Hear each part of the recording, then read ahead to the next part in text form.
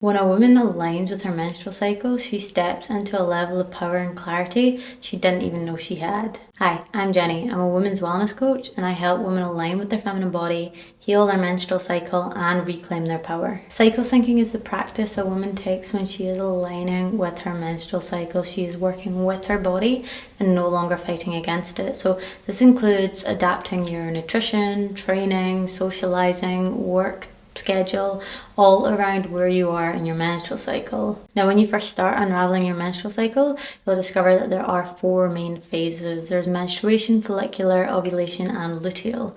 However, I like to look at it as 2 phases and 2 key moments. So the 2 phases would be follicular and luteal, with the 2 key moments being menstruation and ovulation. Now, contrary to popular belief, menstruation isn't actually the star of the show, despite it being our menstrual cycle.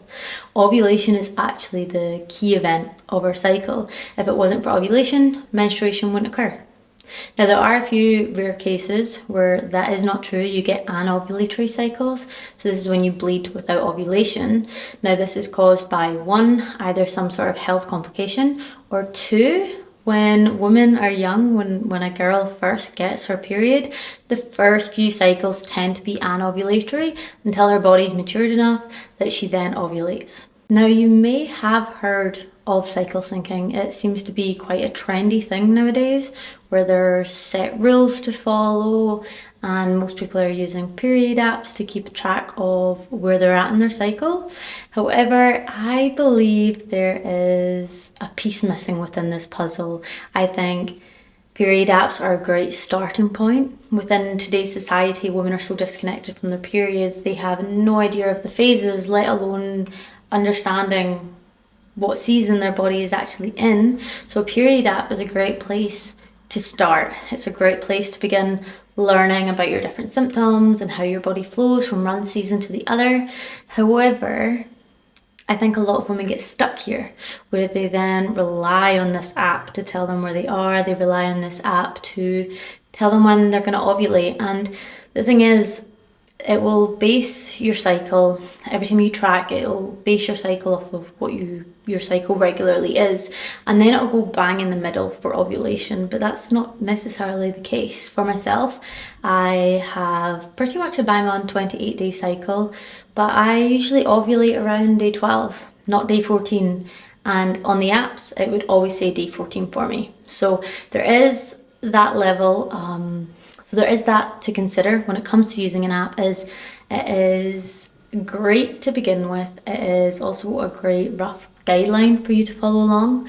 But the real secret lies when you can actually tune in so deeply with your body that you know exactly where you are. You don't need to rely on some external factor to tell you, because you're so attuned with your own body that you know exactly which season you're in, and you know exactly how you need to adapt your life according to it. I like to call this cycle alignment. So rather than syncing your life up depending on what season the app tells you you're in, instead you align so deeply with your body that you just naturally flow throughout your seasons. Now, there is also the question of, why are women so disconnected from their bodies in the first place?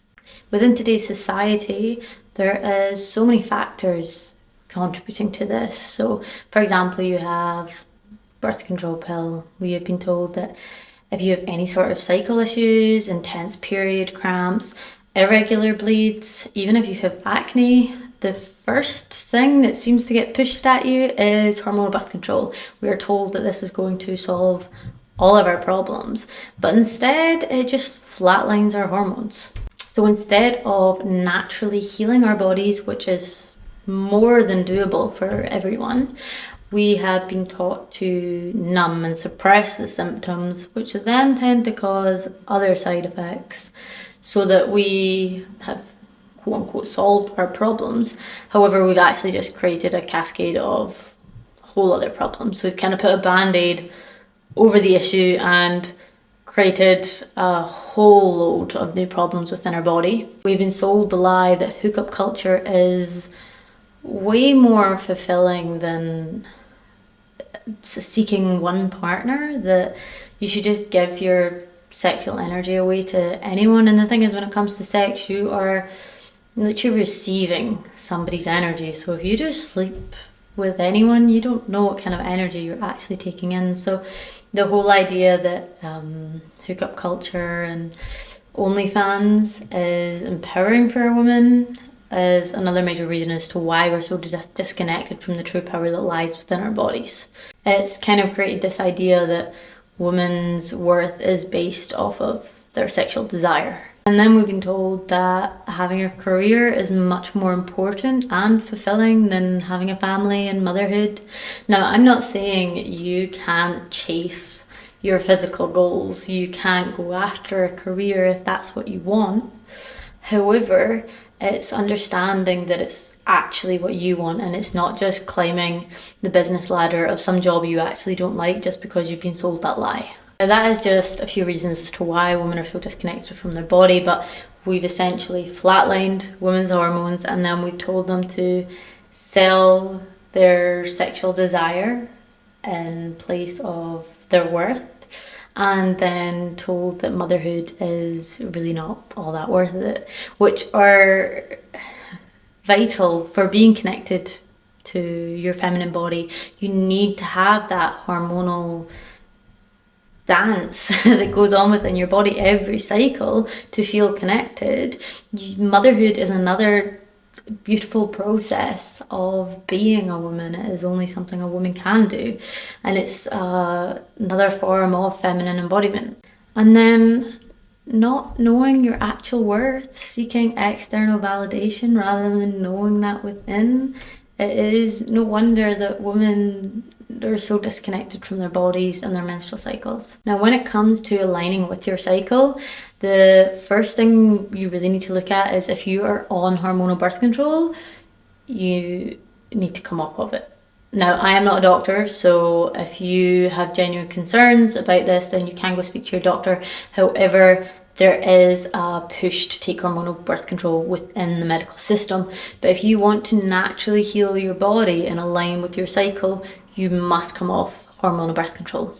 Like I said, it completely flatlines your hormones, making your hormones resemble that closer to a man's. So you're then able to work that 9-to-5 job 5 days a week, every single week.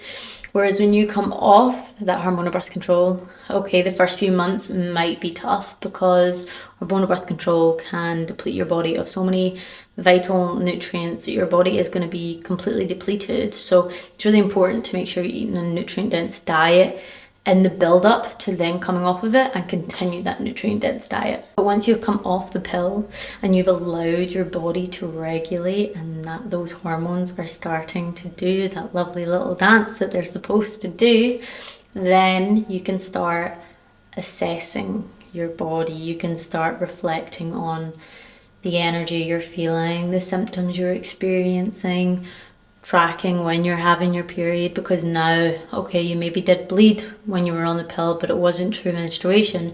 Now you can actually track your period, and you can also track when you believe ovulation is happening. If you track your temperature, if you track your cervical mucus, you can also do ovulation test strips.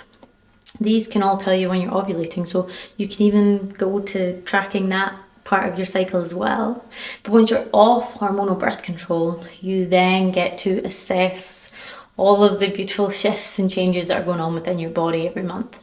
Now, the second most important thing really is education. So if you go on social media, you will see a lot of women posting about cycle syncing. Now, a lot of this has so much truth behind it. There are some really common themes that most women share, like in menstruation. Your energy is at its lowest. You're naturally not going to want to socialize as much as you do when you're ovulating and you feel very extroverted and that you're shining your light so brightly. However, your cycle is unique to you. So it's important to do your research and educate yourself on how your hormones are shifting, what this means within your body, because this is going to create physiological changes, brain chemistry shifts, and it even triggers changes within your nervous system state as well. So it's really important to understand all of this. so that you can then start making informed decisions based upon your body. The third most important thing within this journey is self-connection. You have to give yourself time and space to come home to your body. We live in a society that is so stimulating and is so go, go, go all the time. So you need to carve out time, you need to create space where you get to drop back into your body. You come home, you come to stillness, so you can start actually tuning in to what your body is telling you. Maybe if you have had a stressful day at work and your work is go, go, go all the time, you're not going to be able to hear those bodily cues because you're so focused on that task at hand. Whereas when you come home, you could do some journaling, meditation, breath work. Maybe you want to go out for a walk. Everybody has their own way of connecting to self, but this space and time then allows you to settle. It allows your energy to ground back down, and you can hear that inner wisdom, that inner voice that is always within. Now, another important factor within this is releasing any need for control. You really want to try and surrender into the unknown, surrender and soften into the experience that is this journey. For example, if you want your cycle to be 28 days long, but currently it's just sitting at 30 days.